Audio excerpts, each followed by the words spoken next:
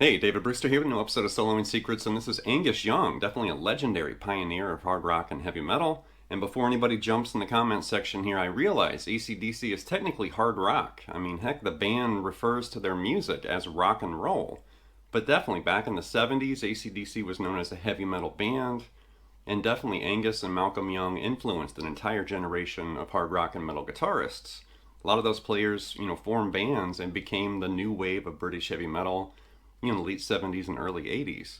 So definitely ACDC's importance and influence is everywhere. Rock, hard rock, and metal. And what the ACDC formed in 1973, they've released 18 studio albums, 1 EP, 3 live albums, 2 box sets. Definitely, there's no question, ACDC is essential. And hard rock and metal music in today's world would sound very different without ACDC alongside, Black Sabbath and Deep Purple and others. But ACDC is legendary and essential.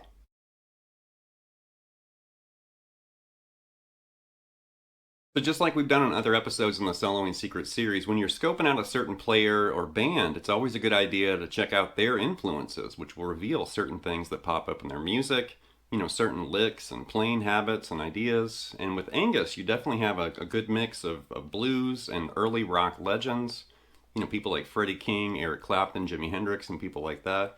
But here's an image with some of Angus Young's elusive musical influences.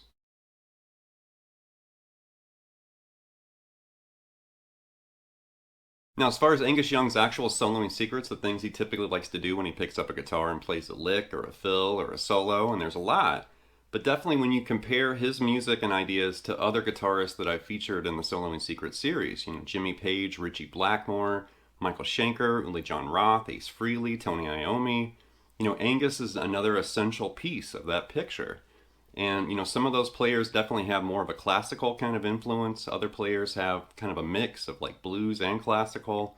And with Angus, it's a lot of strong blues and rock and roll influences, Chuck Berry and stuff, and you can find that in his licks. But here's an image with some of Angus Young's soloing secrets.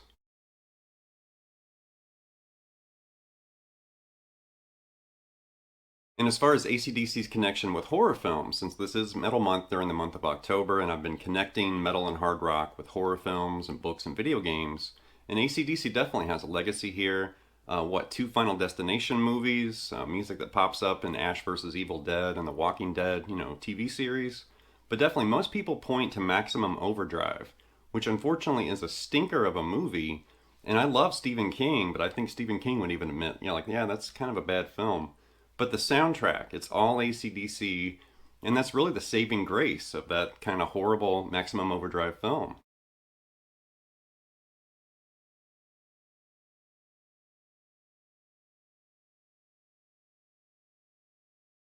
The music and ideas in this episode came from 4 ACDC albums, and I basically pulled a lot from their early years, like the Bon Scott era, which that's my favorite era of ACDC's music. No offense to what came after, but the 70s is where it's at. That's also the era that influenced a lot of the young, up-and-coming, hard rock and metal guitarists that went on to form, bands that were part of the new wave of British heavy metal.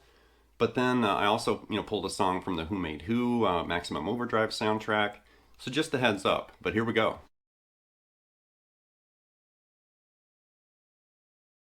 With the opening jam, that's D.T. from Who Made Who, which is also the Maximum Overdrive soundtrack, and I've always liked this jam. It's one of the only ACDC instrumentals out there, and it's a cool song. I've actually shown this to students for decades. It's a great, easy kind of introduction to getting some of that ACDC edge. And as far as that first part, it's really basic, and it's basically like a C power chord, and then I'm hearing like the top part, like that fretted part, move back to part of a B flat, like that.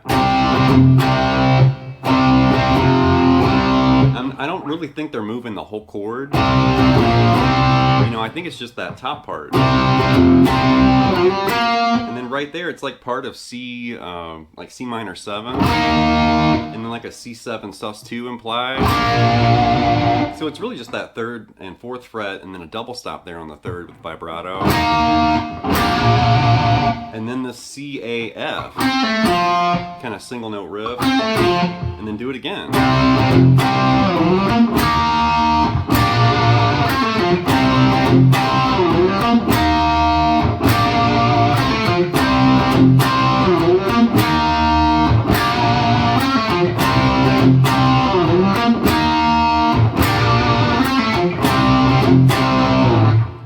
And you do it again. Then eventually you hear this really low melodic thing.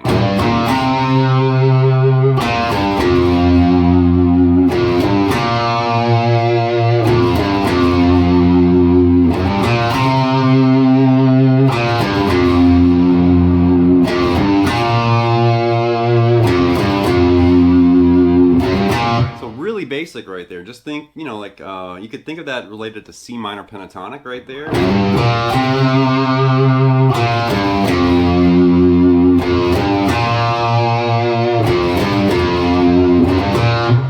Because the song's definitely in C right there. So think of like, you know, like the bottom part of those 2 positions of C minor pentatonic right here and right there.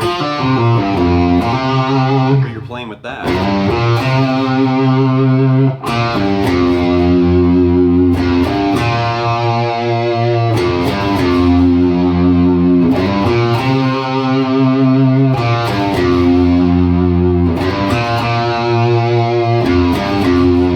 Like 4 notes could kick so much ass. That's so cool, and it's so simple. And then basically it goes back to that that main kind of chord riff, and then Angus goes into his lead right there.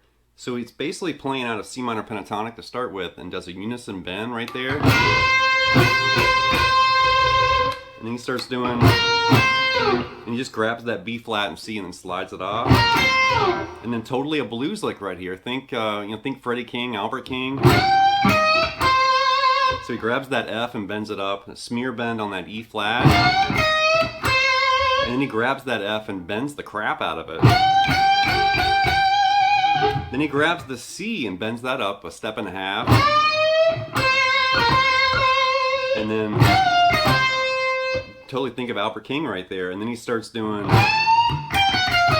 and he starts like that 15th fret bend on that G note, comes down chromatically, grabs that E flat, scoots up into that F, and then bends that F up.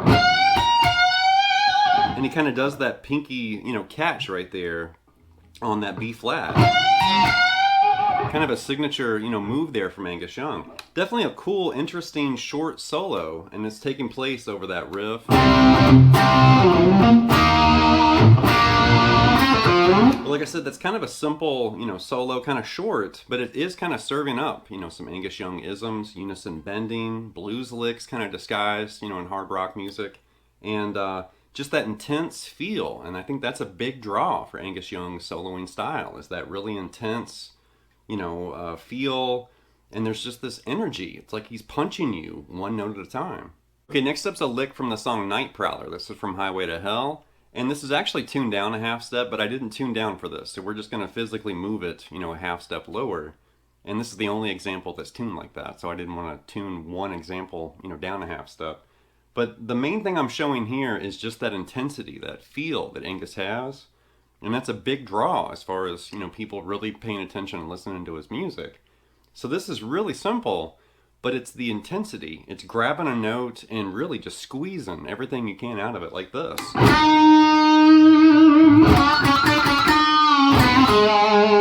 And it's very intense right there. So you can't just pick light and barely fret. It's like you really have to dig in. And you're really making your guitar talk right there. Because if you didn't pick it quite the right way, it wouldn't punch the same way, right? If I just barely pick it, but you really got to dig in. And then he's doing this bend and release really aggressively. Like that. So it's really simple right there.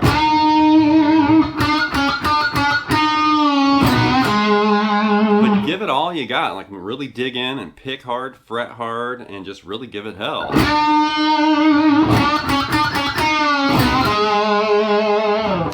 Next up's a very famous lick from the song T.N.T. from the album High Voltage, and it's this cram pentatonic phrase, and definitely Angus does licks like this a lot, like this. One more time. So we're in E minor pentatonic right there. Grab a low E open and then grab that D note bent to E with some authority. And then right there, coming down E minor pentatonic, and he's doing like a quick bend and then a pull off to that G. And then he does this A, E, A to G. Like that A to E, and then he does kind of a bend and release on that G. And then end on that A bent up to B. So really slow.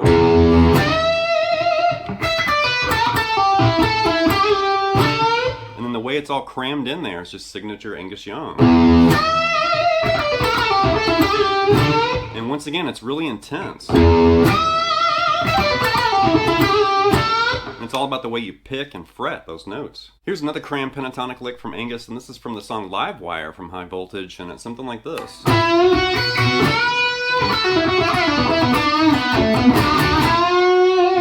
So we're in B minor pentatonic, one more time there.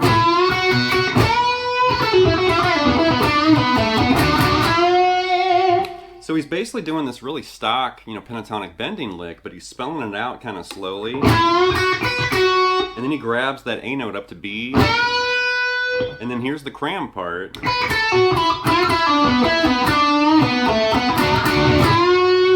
So he's coming down, B minor pentatonic, and he keeps doing this kind of roll, with his third finger there. Like that. So really slow.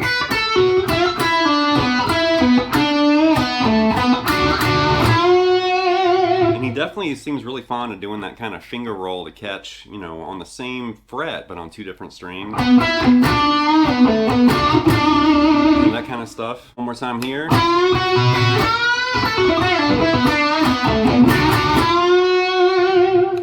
Next up's a lick from If You Want Blood, You Got It from the album Highway to Hell, and this is showing some of Angus' double stop, fascination like this.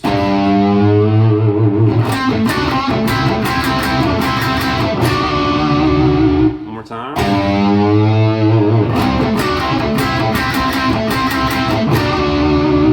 So that first part, you're basically bending that G up to A aggressively, and then you're starting double stops there on the 5th fret, and then he starts doing like this attack on the double stop there on the 5th fret.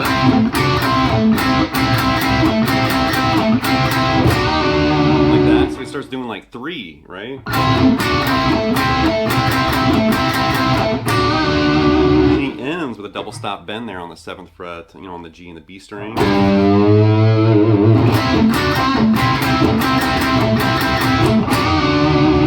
Really interesting to kind of hear those smeared double stops, and I think Angus, picked a lot of that up from, Chuck Berry and some other guitarists like that. But definitely, Angus loves double stops and bending them and smearing them in kind of unusual ways. That's a cool lick, too.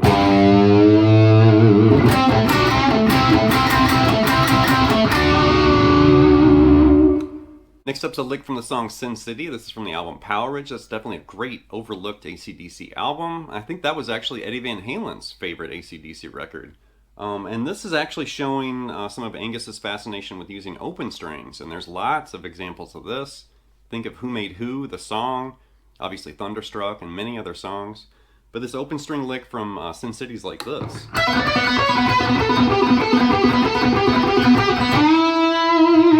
One more more time.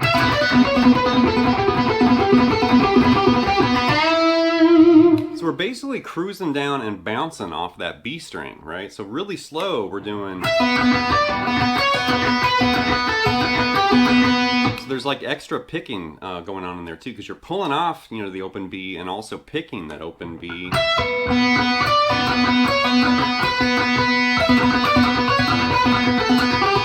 And that kind of thing.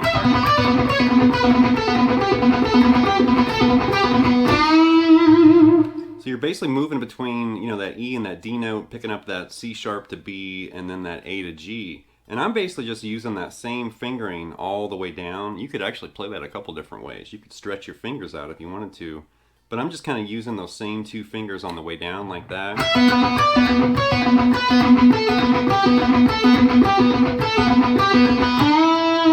And at the end there, you're just basically kind of going back and forth between that G and A note, and then eventually you play that open B and then bend this D note up to E at the end on the G string. Like that. So really slow. And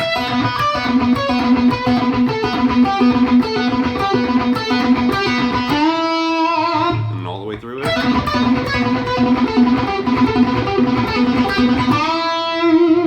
Last but not least is a lick from the song Riff Raff. This is also from the album Powerage, and near the end of this lick it actually gets kind of shreddy for Angus Young, but something like this. One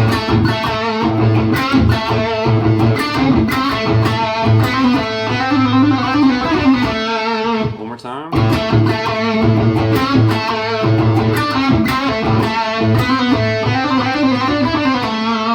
So we're basically bouncing off that open A string in the beginning. So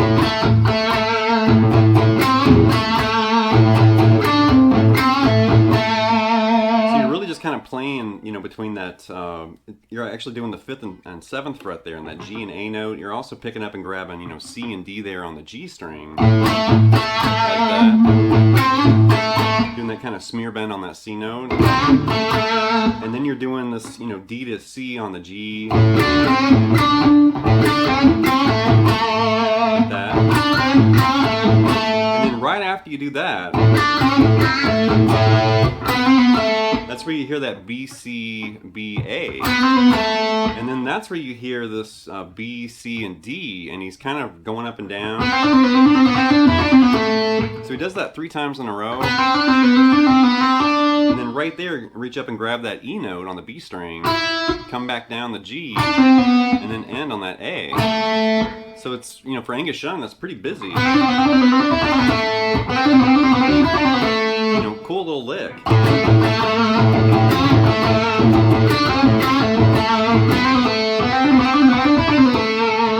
That's going to wrap this episode of Soloing Secrets with this look at Angus Young. And I did want to add that I recently, you know, picked up a lot of guitar player magazines, a lot of vintage guitar player magazines.